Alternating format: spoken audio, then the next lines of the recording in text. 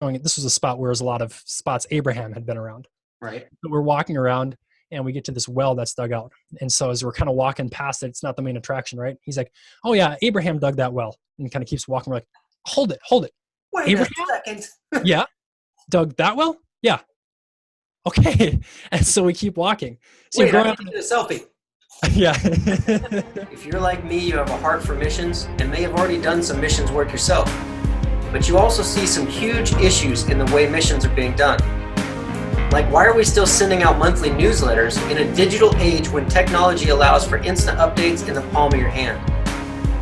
Or why are we convinced that we need to raise 2 years' support before going when all 12 disciples dropped what they were doing and walked away? Or why are we allowing denominations to decide who can and cannot go do what God is calling them to do just because of things they've done in their past? And at what point did we brand following Christ to be a life of scarcity and sacrifice when it's truly a life of abundance and privilege? These are some of the blaring questions in the missions world today. And Watch Missions Live is here to reshape the way you see missions. It's time for missionaries to rise up, create a shift in perspective, a change, a revolution in the way things are done, and give you the real story, one of abundance, fulfillment, and privilege. My name is Aaron Jennings, and welcome to Watch Missions Live. Hey everybody, Aaron Jennings again with Watch Missions Live. We're back, episode 4 of 4 with Isaiah Malstead. As normal, I'm not going to do the whole intro. If you want to know more about him, you got to jump into episode 1 and listen to that.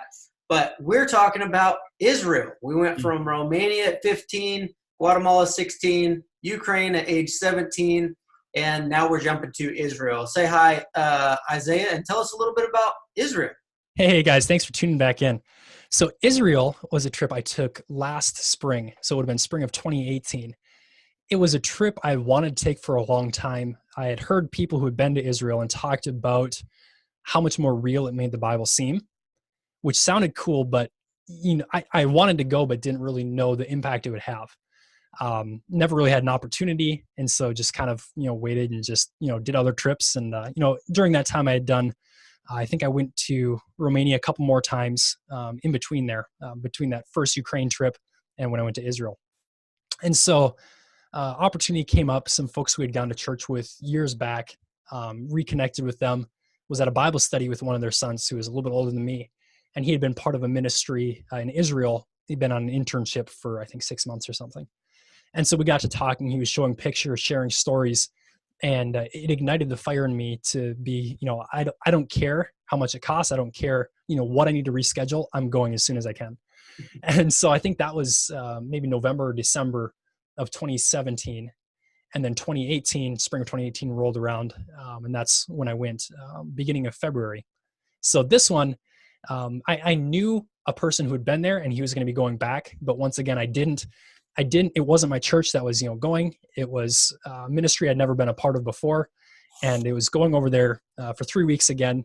Not quite sure what to expect, but excited to see what God was going to do. And what was the purpose of this particular trip? So this particular ministry, a lot of what it does, rather than straight up preaching the gospel to Jewish people, they build relationships first. The thing I didn't realize is in general Jewish like terms, or what they think of as Christians, they think of the Crusaders and they think of Adolf Hitler, which I found fascinating. I don't know how true that is across all of Israel. Yeah. That was like the general consensus people have there of what Christians are and what Christians do. And so this ministry was focused more on building relationships with Jewish people. And then as conversations came up, then they would share with them about Jesus being the Messiah. And so that particular trip was serving different Israeli farmers who had done either, this particular trip was vineyards. So we're going during the end of winter, going and pruning the vines and cutting back in the vineyards, getting them ready for spring, the next growing season. So going as volunteer labor basically for small independent Jewish farmers. Gotcha. Cool. So then let's jump into what we're learning on this trip, because that's always like, where we go, why we go, how we get connected. Yep. And then like, what do we learn? What we learn, what we experience, just tell us a little more. Once you were there, how did it all go? So this was an interesting trip in that it was the first missions trip I'd ever been on, where part of what we had to sign was the fact that we would not proselytize. We would not preach the gospel. Okay. And I found that interesting at first and was questioning the ministry. But the response they had back was a lot of these relationships they had spent, 5, 6, 7, 8, 10 years building. Yeah. They understood the culture. They understood the language. They knew what that barrier was for those folks from becoming Christians. Mm-hmm. And so they didn't want some eager, young American Christian guy to come and to, go through the 10 Commandments and, present the gospel the way we would normally do it in America, right, because it's different in Israel. Mm-hmm.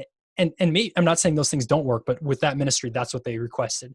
Right. They requested basically, we want guys to come over here as volunteers to serve.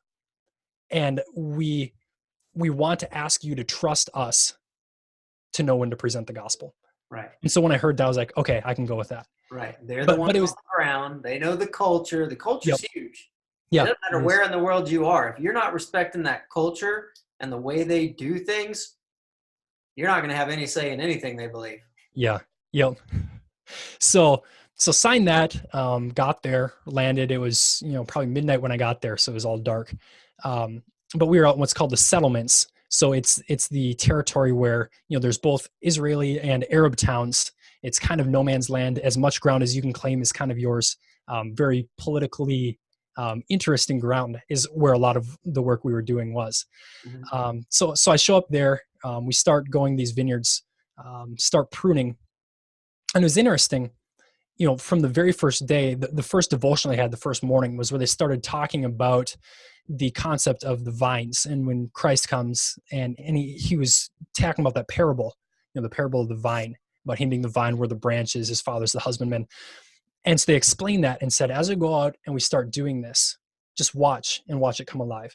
So that was interesting. It gave me a whole new picture on a number of those parables, actually working with vines and seeing what that was like. But for me, when it was not focused on preaching the gospel to other people, the two parts that the trip really worked on, one was my ability to impact some of the other young guys who were on that trip. Mm-hmm. A lot of them were kind of at that phase of life of not, graduating high school, not quite sure what they wanted to do next, trying to figure out where God was leading. So having the ability to, study the Bible with them, pray with them, and just, bounce ideas back and forth was super cool. So that was one part, kind of the fellowship with other believers.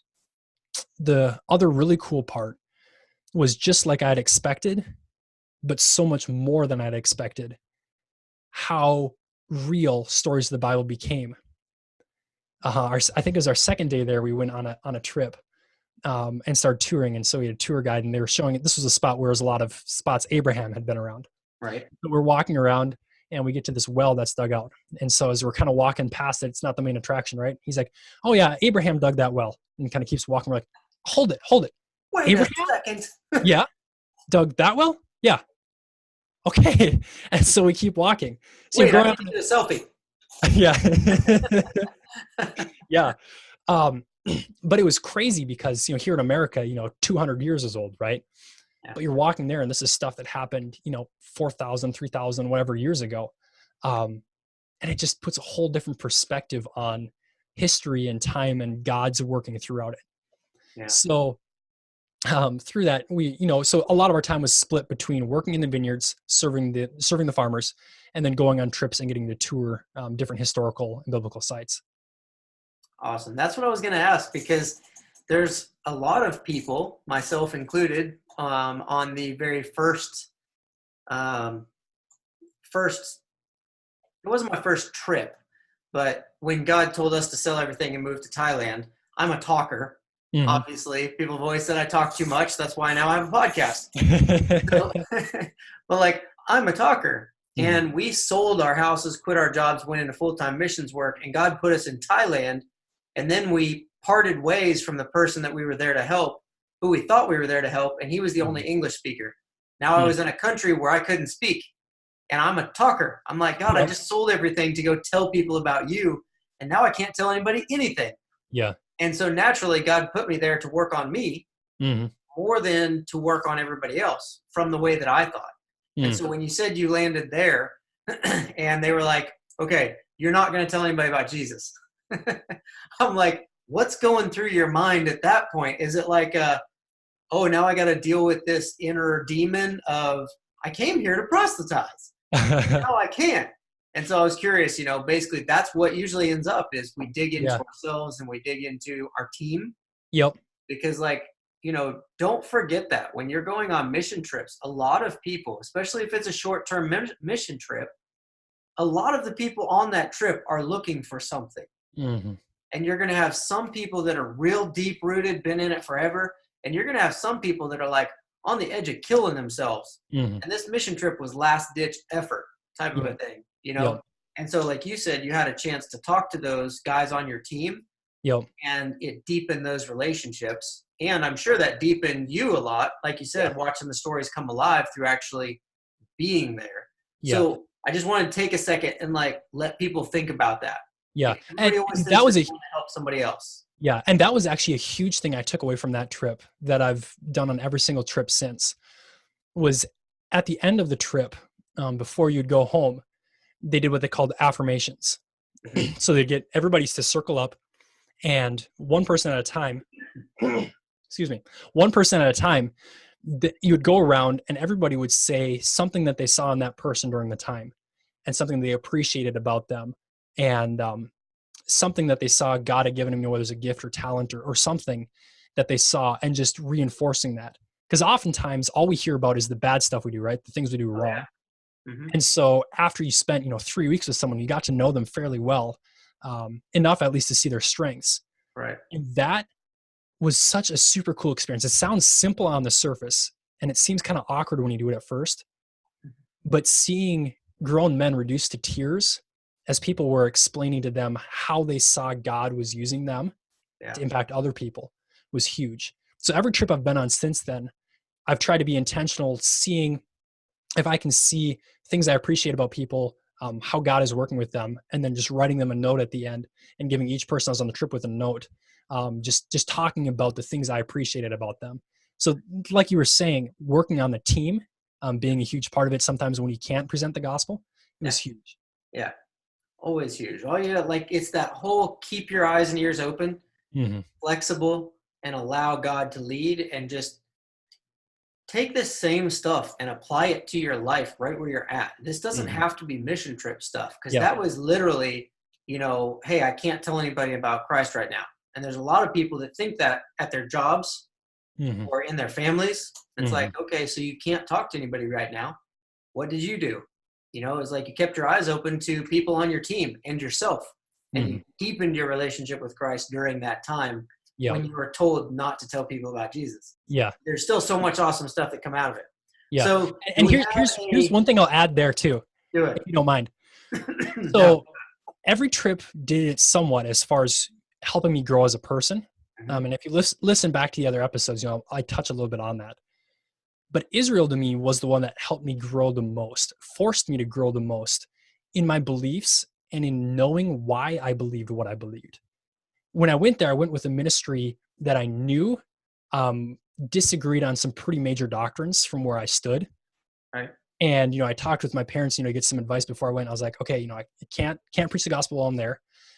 And they do this weird stuff. They're almost more Jewish than Christian in some ways. Right. And I said, what do you guys think? And so, we discussed it back and forth, and they said, we've trained you up to this point. We know that you know the Bible. So go be challenged, let God, challenge you, and don't be afraid to work with people that don't agree on every single doctrine. Sometimes in Christianity, if someone's of a different, branch of Baptist than a different person, they won't even talk. But that was a cool opportunity to see where there's people that on the surface, I disagreed with a lot of stuff in some of the more minor doctrines. Yeah. To see that we serve the same God, and that we were both working for the same kingdom. But B, it was almost like I was Daniel in the lion's den, right? Because I show up there, I'm the only person in that group who believed majorly differently than the rest of them did. Right. And it forced me, we laid ground rules pretty quick, because they started asking, what I believed, and I was asking what they believed. And we all agreed, whatever we argue on, let's bring it back to the Bible. Yeah. But everything's open for discussion. And so it was such a period for me of questioning okay, just because I was raised this way to believe these things, does that mean they're true? And if what these folks are saying is true, am I willing to leave behind everything that I grew up believing in order to obey God? Mm-hmm. And so even though I left, I left and dove into deep study also when I came back, but for me, it solidified why I believed what I believed, gave me a respect for them. It got to the point that we agreed to disagree, Right. that we didn't agree on those doctrines, but we were still okay. We're serving the same God. Mm-hmm. We still believe these same core major things. And it did not get in the way of fellowship, and it did not get in the way of the mission, Right. which to me God was brought super you cool. together to do something there. Absolutely. Yep. Sorry, I cut you off. Keep going. No, that was it. Like God brought you all together to do a purpose that he had for that trip. The Yep. purpose may have been to grow you and nobody else, that entire thing. Yeah. Because to God, it's worth it for one.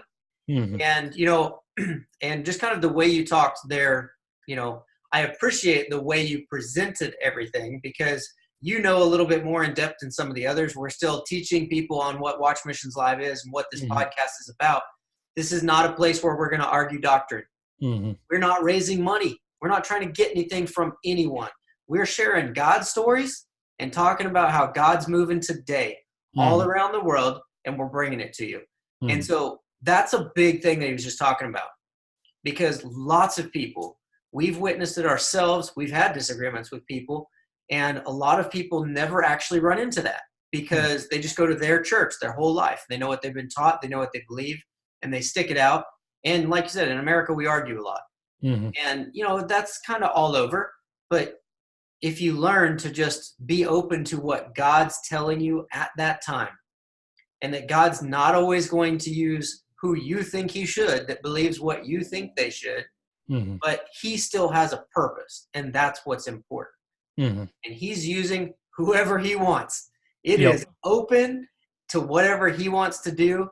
And if you can get yourself to where you just follow God 100% and allow that other stuff to be led by him, man, God, you're just going to keep hearing stories, and you're going to get some stories of your own. I guarantee you. Yep.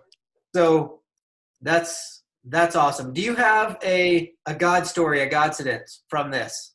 I do. Okay. So it wasn't like some of the other ones in that I wasn't on the front lines presenting the gospel, right? Mm-hmm. This trip, kind of like we've hashed out, was more about the other people on the trip and God growing me as a person.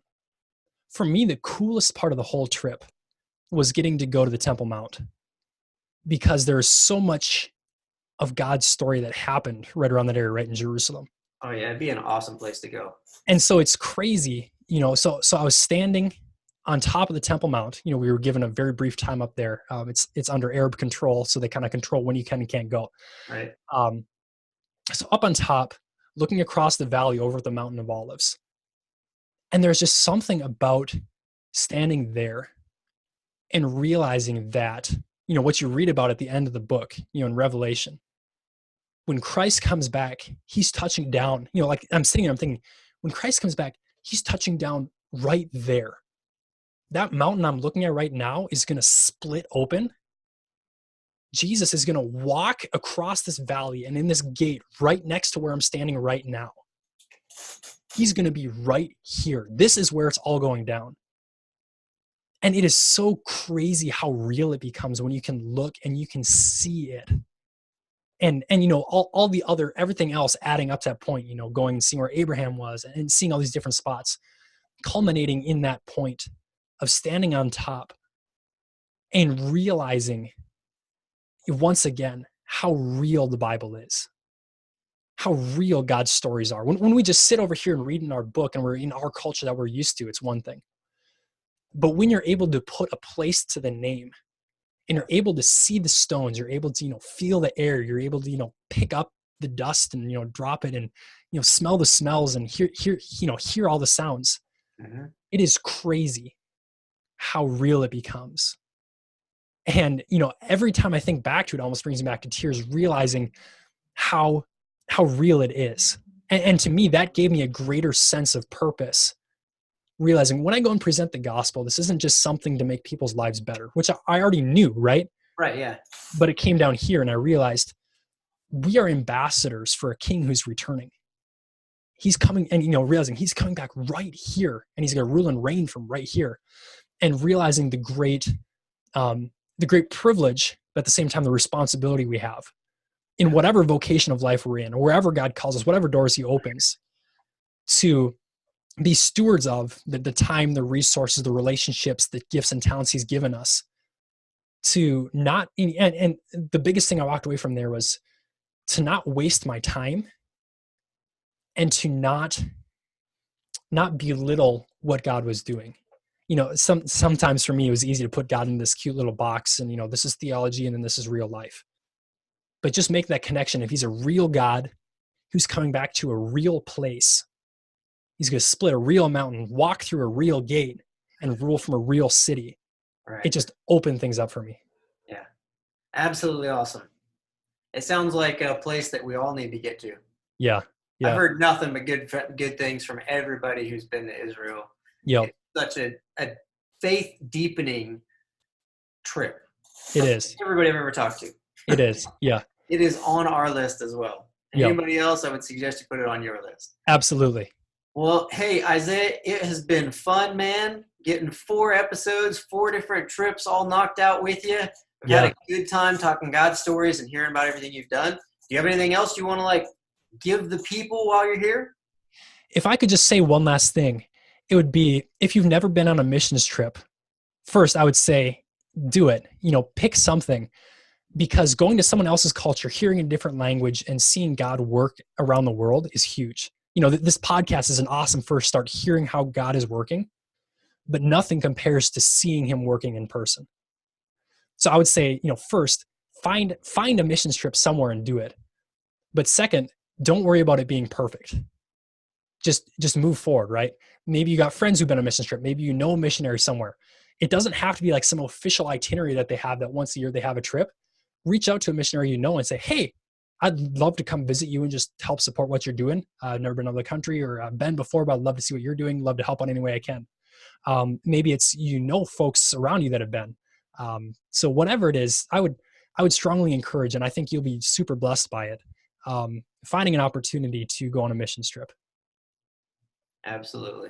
And as we've started to find out, they're everywhere. They are. They're all over. Well, hey, thanks for listening, everybody. Like I said, this is 4 of 4. So if you haven't caught 1, 2, and 3, jump back in the lineup, catch them all, because all 4 were really good. Isaiah, thanks again for being on here, man, and taking the time. Thanks for having me, Aaron. I appreciate it. Yep, absolutely, man. We'll catch you guys later, and we'll see you on the next episode. Hey, thank you for your time. Please remember to rate and subscribe. After being a full-time missionary, I got tired of people looking at me like it must be really hard to do what you do. And they'd say things like, I'd love to be able to do something like that, but insert excuse. When the real reason was because they saw what we were doing as a sacrifice. That to do missions work, they would have to give up everything. That quite honestly was forcing them to do things they didn't like, for people they couldn't stand, so they could afford things that they didn't need. The truth is, as full-time missionaries, it was one of the few times in my life when I was truly fulfilled. It was the closest to God I'd ever been. Debt-free, not stressed, and living the life of adventure I'd always wanted. If you too believe that it's time for a change, then head over to watchmissionslive.com and join the revolution.